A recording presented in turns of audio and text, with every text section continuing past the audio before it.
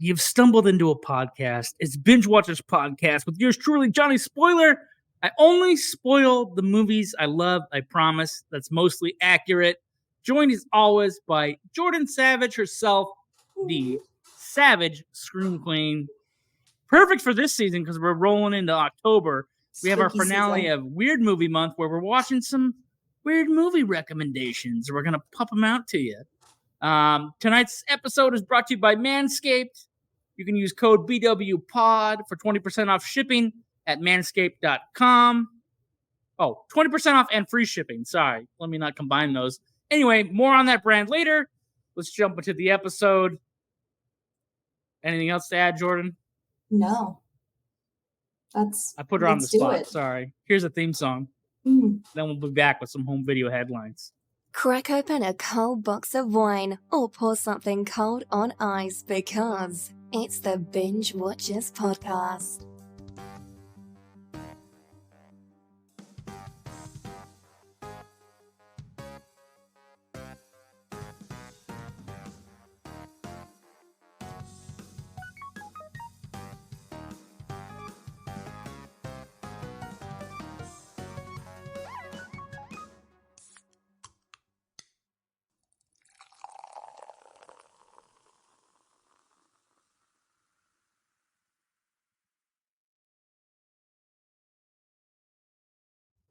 Home video headline time. Let's see. Crunchyroll is streaming 20 free anime series for Halloween, including Blue Exorcist, Hellsing, and Tokyo Ghoul. Those are three of my favorites. For the complete list, you can jump over to our blog on our website. We have the list posted. You can take a look at what's on there for your anime Halloween season viewing pleasure. What else is going on? The writer's strike is over. TBD if the actor strike will end soon. Maybe because productions generally line up with writers and actors, so we'll see what happens there. However, the UAW strike, that's the auto workers, they just started striking. The two best movies to lament their pain, suffering, and optimism. There's this movie called Gung Ho with Michael Keaton. It's pretty good. We covered it for our Feel Good Movie Month a few years ago. I'd take a look at that. And also there's a movie called Blue Collar where a couple auto workers decide to rip off are they stealing from their own union? I don't remember exactly. But that has Richard Pryor as one of the mains and also Harvey Keitel. I recommend that movie. Check it out. It's more of a drama. So if you want to break from all the pressure of your working world, and if you're an auto worker, we sympathize with you. Go take a look at Gung Ho and Blue Collar. Now, I'm always talking about energy drinks. Clearly, I'm an energy drink fan. We've had some energy drink affiliates on the show before. Why am I talking about energy drinks? Because G Fuel is kicking out some scary season horror-themed energy drinks, and I just thought that was cool. They're tying in Nightmare on Elm Street. They got Chucky, Friday the 13th, Jason-themed flavors. Chucky is supposedly blood orange.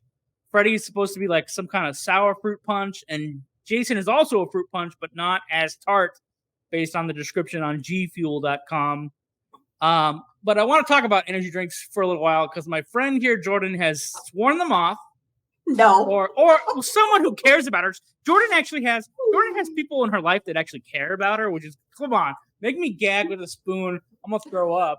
Somebody that cares about Jordan suggested she don't drink some of these, like G Fuel, because they have the Prop 65 warning from California. Now, I looked this up. I want to talk about Prop 65.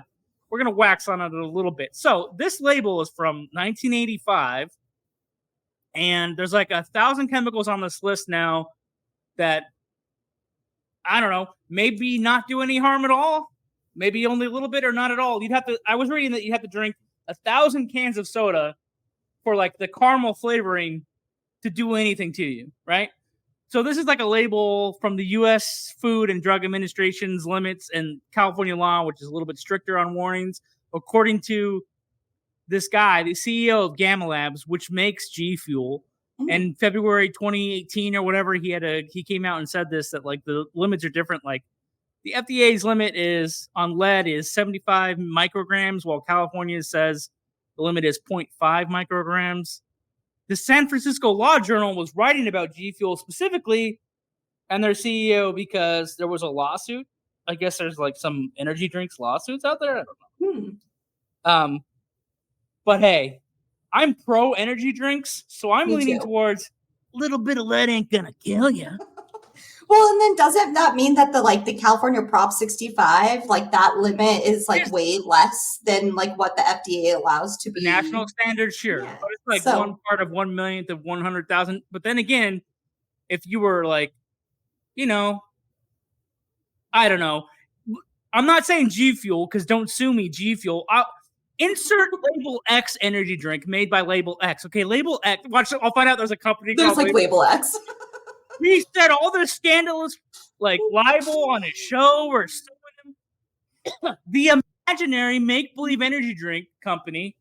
What if I was drinking them for like 25 years and they mutated my sperm and then like my babies came out with like multiple arms and legs and I've ruined their careers as human beings. But then again, we're all dying. We're all poisoning somehow. I'm not trying to like justify my love for energy drinks one Right. podcast at a time.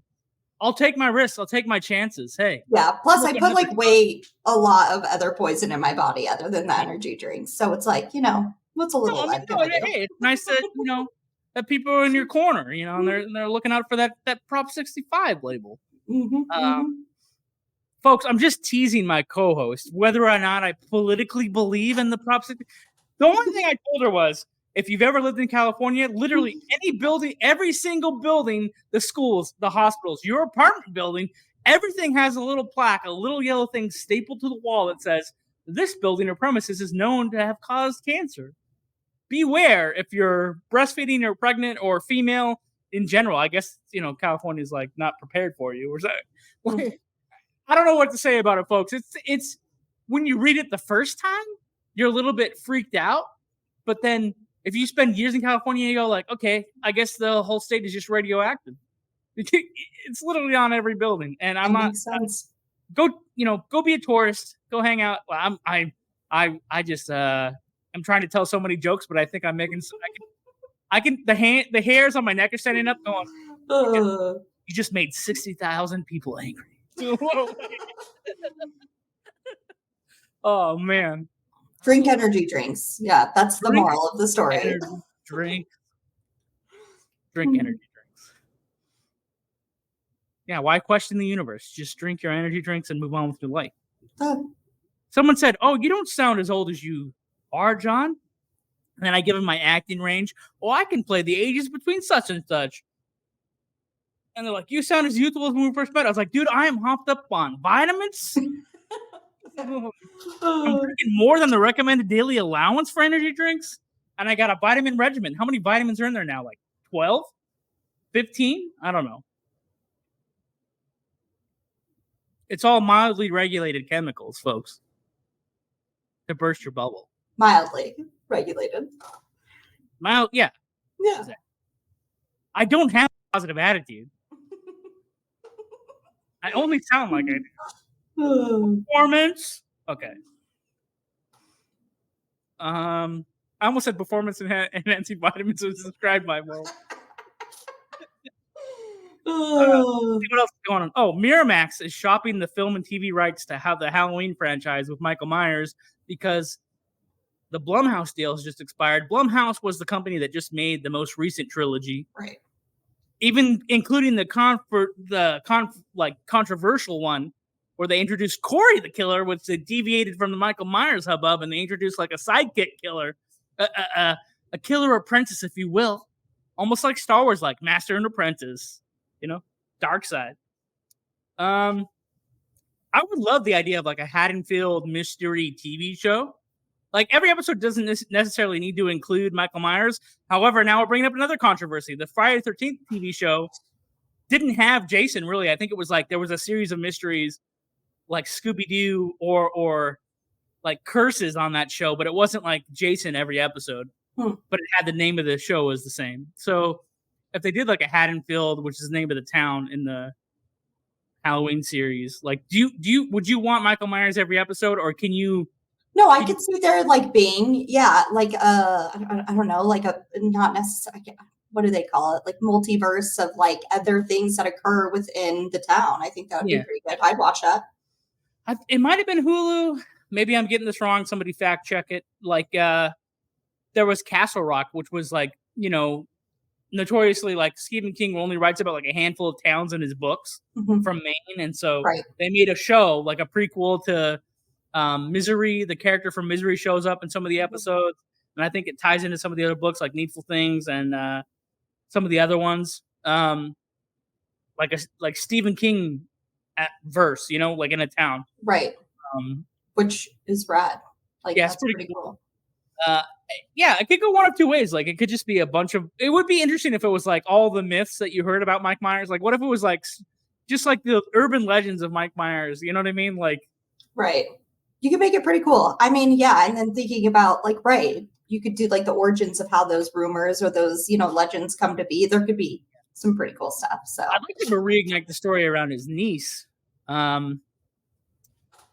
Played by Danielle Harris. Like, it'd be cool to get her back in the show. She was brought back in the Rob Zombie as a different character, as like a nod to her original character. But if they could, like, I guess, expand on the family again, and that'd be a cool way to go too. Is like he's just hunting down individual members of his family every episode. I don't know.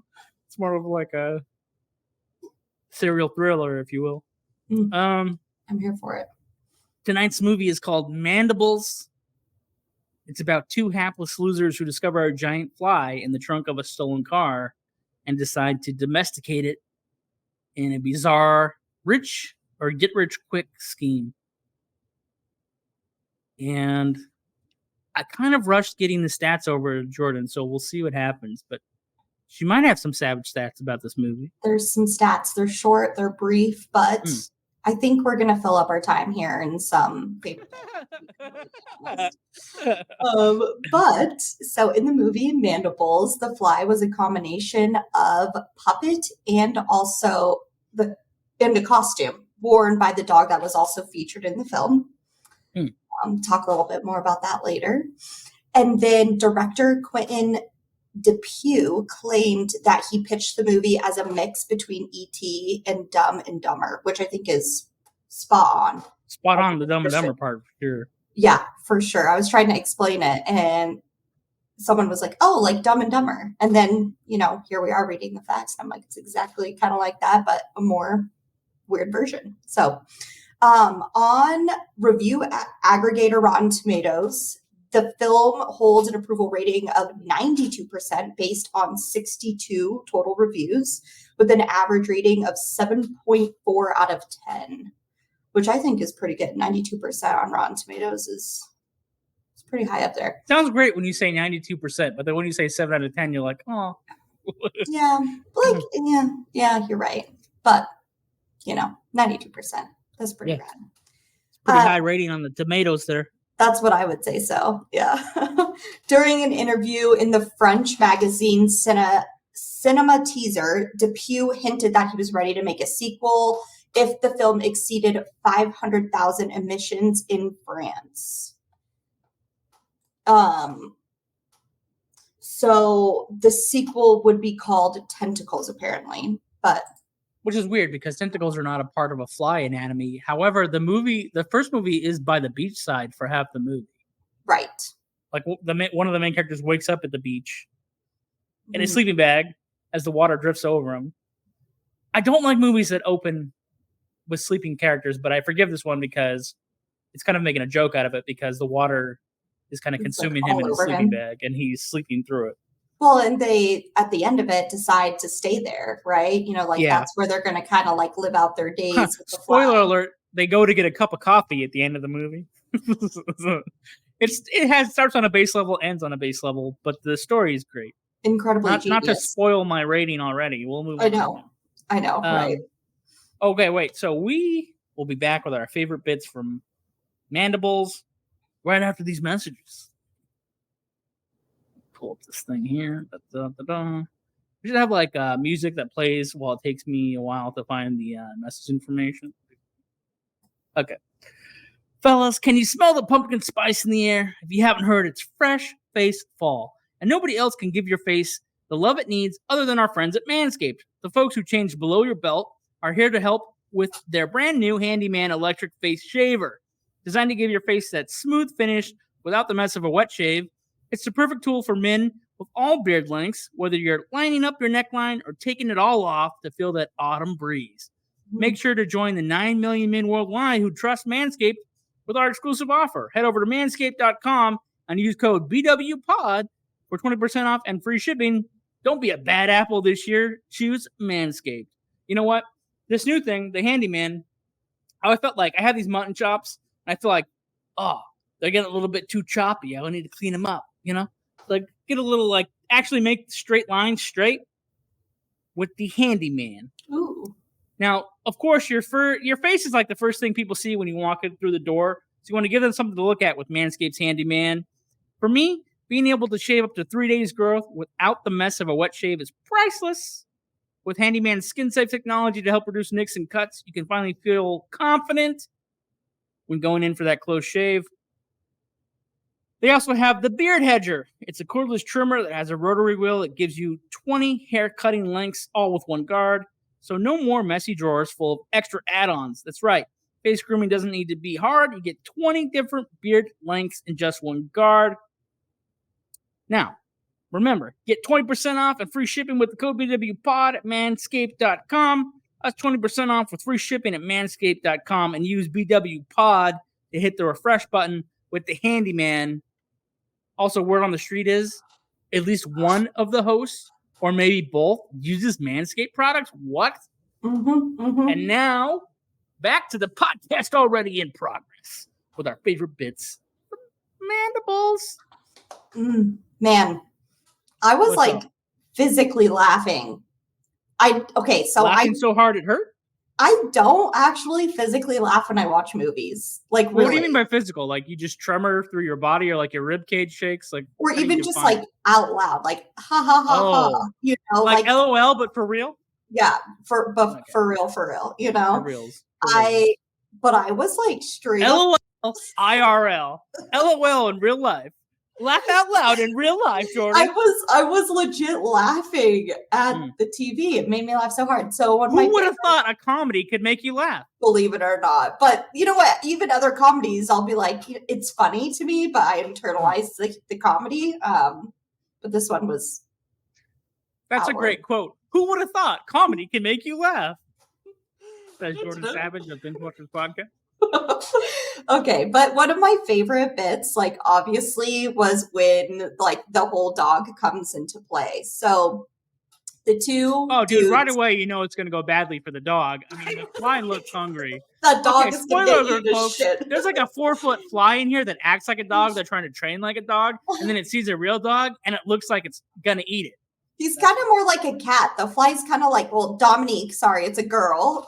Dominique. Is it a girl? I missed all that whole thing. They named it and everything. Yeah. Well, I mean, they named it Dominique. I feel like that's a girl's name, but unisex. It is. It can be in the middle. But I love it kind of purs like a. But cat. they were feeding it pet food, either dog food or wet cat food or something. Cat food, yeah. There's just so many funny bits. It's even the little details just made me laugh so hard, right? So what's his name? Jean-Gab. So I consider the main guy because he showed up first and he was the one the one that has so there's Dumb and Dumber, right? So one guy has the ideas and one's the follower. Jean-Gab, the one you're talking about, he's the follower, right? Played by an actor named David Marseille. Yeah, I guess you're right. Gregoire Manu. Ludwig plays Manu, and Manu to me, with the longer hair, is the driving force of the two friends. I should point out that this whole time they're supposed to be doing an odd job where they're supposed to deliver a briefcase or something. Yeah, and they're concerned about money the whole time, but they were already offered a paying gig by some mysterious. You don't know you don't know what's happening here. You don't know if they're running drugs for a drug cartel or if there's evidence against somebody's being blackmailed. They allude to the fact that it's shady business with the briefcase, right? Right. But they never really identify it, I don't think. Yeah, they do. Do they? Remember, he gets. Oh, there's a confrontation later in the movie. Yeah. So they run out of all of their money, and so they decide to go back to the first game plan, which is to actually follow through. But it's like 3 days later, and so they pick up the briefcase, and they go take it to whoever it needs to be delivered to, and it's this old rich man who just had diamond grills. Oh yeah, he got prosthetics made. That's what he had, like, delivered, right? Yeah, he had grills. Yeah, so I thought that was super funny. But it's just like, I think the comedy really is in all the details. Like, it's just so freaking funny. Like, you mentioned the cat food. I laughed so hard because, Jean-Gab goes to go get, they only have $20. He goes to get food, but mainly for the fly that they haven't named yet, right? The fly's super hungry. So he comes back with their only $20, spending it all on cat food. And of course, Manu's super pissed because he just bought only cat food. And then it cuts to the next scene and Manu is just eating the cat food. He's eating it like nothing. Yeah, like nothing just like transpired, yeah. Like, that made me laugh so hard. I love, they pose as high school friends to some people that are having a resort day or something, at a family villa or whatever. And that's where they meet the lady's dog. But then one of the ladies has a condition where she can't hear the audio tones. Oh, so she's always yelling, talking, right? Oh, yes. And she knows something's wrong, but everybody else is just like, oh yeah, they're just our friends from high school or whatever our French high school is called. Yes, it takes place in France. Forgive them. It's a good movie. I wrote down. Yeah, what did I write? Agnes is also by far the most beautiful woman in the film, and at least in my personal opinion. And I love the girl that's almost here. If she's kind of impaired, right? She talks super loud. She had an accident or something. And she's so absolutely beautiful, and I love that her role is by far the most quirky, right? She's intelligent because she's picking up there's something wrong, but because of her accident, and she has to talk extra loud when things go. People brush it off when they don't care what she says. And then it's easy for her to be the scapegoat because she's always yelling. Yeah. And no one believes her that there's a fly, and she's seen a giant fly. Yeah.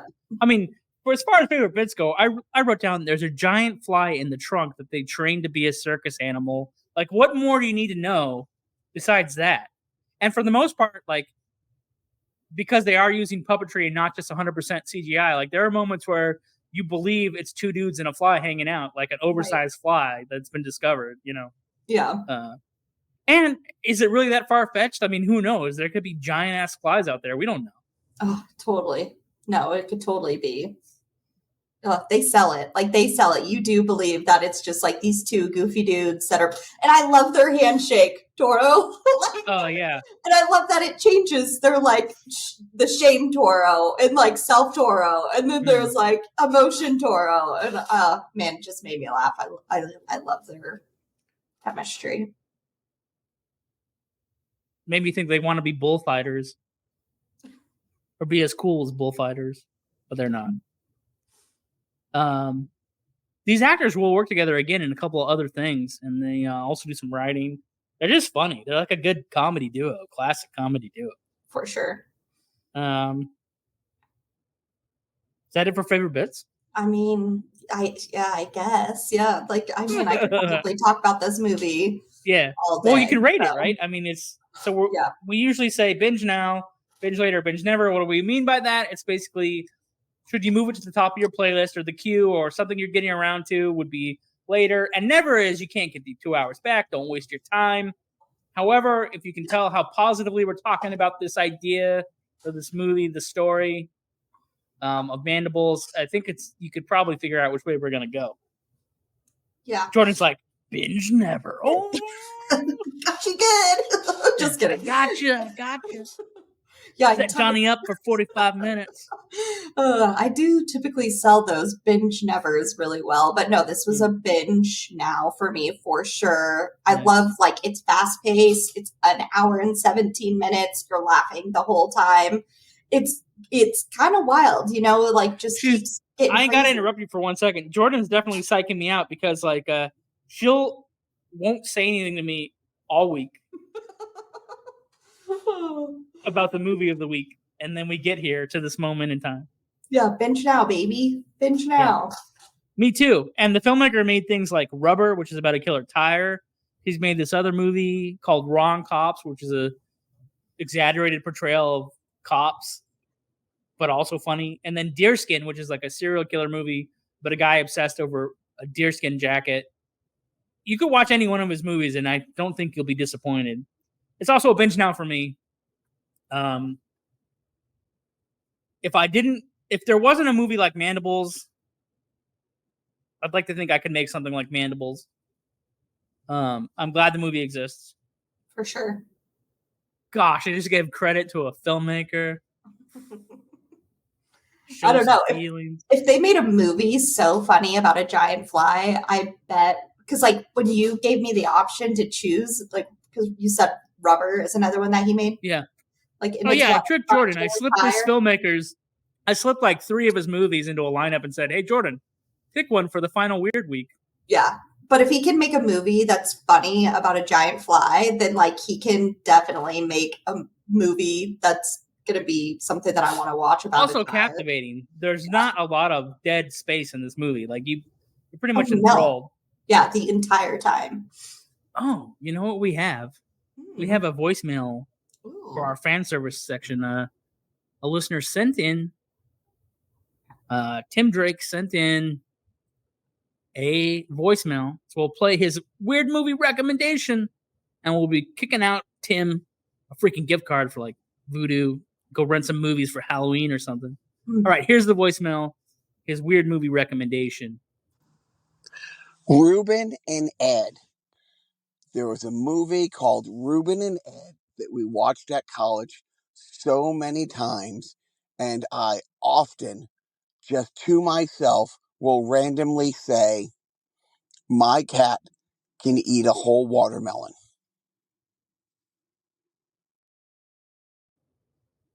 All right. The catchphrase or the line from the movie is "My cat can eat a whole watermelon" from this movie called Ruben and Ed. I had to look this movie up. So, we appreciate your weird movie suggestion because I've never even heard of this movie. It's called Ruben and Ed. It's from 1991. It's got some people I recognize. It's got Crispin Glover. It's got Karen Black. And it's got Howard Hessman.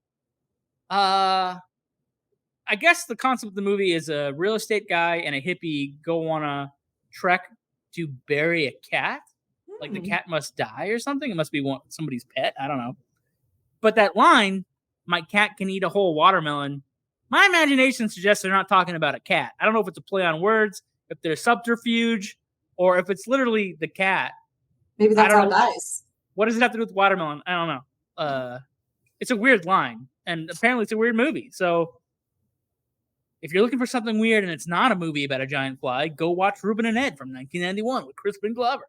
You got to appreciate a movie that leaves you with these like really like just wild quotes that you just say all the time, like throughout your daily life.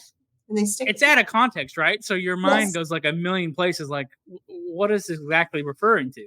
Yeah. Well, oh, by the way, folks, I did find somebody. Pirate is such a strong word. Somebody enthusiastically shared Ruben and Ed with YouTube. We didn't do it. Let's make that clear. Just like the lawsuit from the beginning of the episode. Stumbled across somebody else's YouTubes, okay? The movie's there if you are so inclined to discover what that line means. You know what's funny?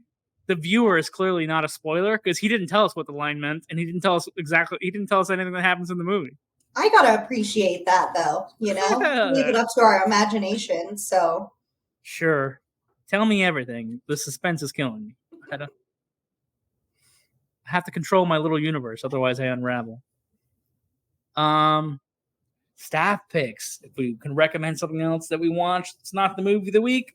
Actually, the whole internet exploded over this alien movie called "No One Will Save You." It's a they said home alien invasion because she gets invaded at home. It's an alien invasion movie. Aliens are raiding a town. Some girl's trying to fend them off at her house. And then we find out more things about the person. She's alienated from her community because in her childhood, she accidentally killed a friend. And the whole town shuns her, and she lives on the edge of town. And then the aliens invade, and she's like one of the survivors. Jordan did text me about this movie that's not the movie of the week. She did text me like so many thoughts, or I have a lot to say. Yeah. Not to put you on the spot, but you have a microphone. Well, I don't know. So it's always so funny when we're sharing or when we're watching movies, together, because we obviously have our own opinions. And so I like to save them until I'm finished. So I'm like going through the movie without biases. And it sounded like you had some things that you wanted to say about the movie. I was kind of bummed out that they like point out that her mom dies, but they didn't give any backstory. I thought that was super weird. And then I don't know, it just seemed like the movie was going to end like multiple times. And I thought that was like a little interesting, but they did kind of make a really interesting choice on how to end it. I thought that actress was incredible though. Like she sold this alien invasion to me. I was like, this is like actually happening to her. So I'm glad at the end that the aliens have essentially abducted everybody. My complaint I love science fiction. Half the movies in my all times are probably science fiction or fantasy, but I don't like it when they BS a reason to do something. And I feel like this movie did some things just for the sake of doing them, to like just do something weird for the sake of doing something weird is not as fair as like we react to it and feel like it's weird, right? Like the movies for this month, they're labeled as weird only because the consensus says it's off kilter from the expected scenarios, but not necessarily that we react to it that way, right? And it becomes weird. Not that someone intentionally made something weird trying to make it weird. To me is like a cop out. Like so, and the ending is total bullshit in my opinion. It like I thought they get there and then they don't make a decision. But they made a decision, but I just don't agree. I just don't agree with the decision. Anyway, but the movie has it's like a kitchen sink of alien invasion movies. It's got a little bit of Aliens, Fire in the Sky, Communion, Signs, what else? I wrote all this stuff down, things it reminds me of. Let's see.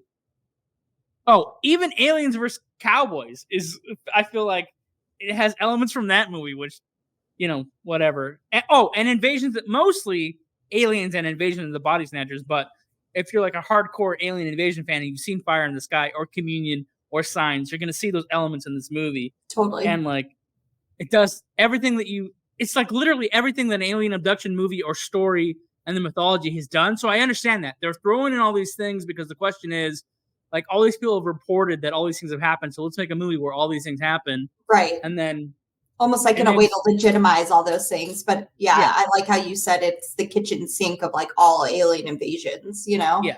It's like the whole, all but of it. They don't explain any of the alien technology. Right. Like, why in the ship are they standing in water?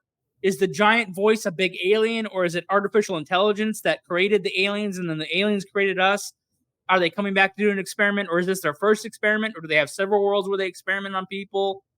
And then then they're impregnating the people, and the people kind of hallucinate while they're being impregnated, and a little egg goes in their throat, which is kind of like aliens, that they have something in their bodies that's going to burst out. But then when they get born, it's like Invasion of the Body Snatchers, where it's just a clone of you, then it tries to kill you. And then I'm like, so what would happen? The clone replaces you, and it's docile, it's sterile, it doesn't cause any violence. They're there at the end in a synchronized, coordinated dance sequence with the main character who she kills her clone. The aliens forgive her. Spoiler alert, because like they go inside your memories and they look at your human experience while they're cloning you. So they made a conscious decision like, oh, we feel your pain. We're going to let you rule these little alien people. But again, the way I'm describing it actually sounds like the movie's good, or at least this part is good. I'm trying to passionately argue about mostly towards the end. I feel like, gosh, this is going to be a harsh criticism because I feel like if I'm driving the steering wheel, or maybe there is a draft of the script where she should be abducted, or taken away. I mean, the whole movie's following like a paint by numbers pattern of all these alien movies we've already seen, and it deviates to do like a dance sequence with her where she's the only one not kind of a pod person, kind of like, which is from Invasion of the Body, like replaced. It's like their body, but their mind is gone, and there's something else. So the little alien is living in they're completely cloned out. What didn't make sense, I mean, that's why I think there's they're doing like the hierarchy of aliens, like the aliens engineer different life forms and they're experimenting on them, because some of the aliens were spider-like and other ones were humanoid. So again, like, not having clear edges of the rules, I think is like a mistake. Totally. Like, I could see don't that. show I me love that as everything well. an alien invasion movie has done since the beginning of time. If you don't tell me what the rules of your own movie are, I get to the end, I don't buy your ending. Right. I'm being very harsh on this movie. Well, we felt kind of the same way. I mean, you say it in a much more like eloquent, very foundational way to describe it, but it's true. It's like, I was just like, where the heck is this going? And then it ends up all okay for her. I'm like, there's no fucking way. Like, she's the only one who's like not affected, and she gets to live out the rest of her life happy because everybody else is also. I mean, she gets, which is great, good for her because she's the main character. But I mean, she's mortally wounded by her clone, and I would have been happy if she just dies staring up at the stars. Right. End of movie. I'd would be have more been a great happy with that than the way it ended. They take her, they poke through her memories, then they stitch her up, send her back down the tube. You know what I mean? The beam of light, and then she's just like what? Like, in charge of humanizing the aliens who've just replaced all the humans. Like, also, would you also be okay with that? Like, how would you be able to live off your life? You've used all your resources to replace all the humans, only to have the aliens like human. Like that. Oh, man. Okay. Anyway, write in, send your comments. Yeah. Let us know. Subscribe, comment, whatever, all that good stuff. I'll be here forever talking about this, but I just got to stop myself. Halloween season is here. We're kicking it off. We're going to have some October offerings. So stay tuned for some horror movie reactions, some horror movie prize giveaways. We're going to be covering some new releases. We're going to get a glimpse at some new releases from Screambox. We'll tell you all about them. And we might have like a killer showrunner pop up on the show sometime. Ridiculous. Not going to, maybe too early to mention it. I don't know. We'll see how it goes. We'll see how it goes. See how it goes. It's freaking October, baby. Spooky season. What more can you say? We're going to be dripping with horror movies pretty soon. Let's go. People can imagine what I mean. I'm not going to explain it.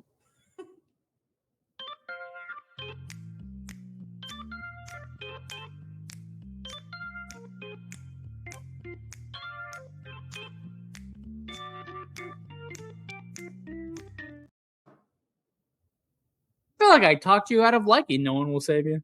No, I did not love it. I did not love it. I was just like, what the fuck was that?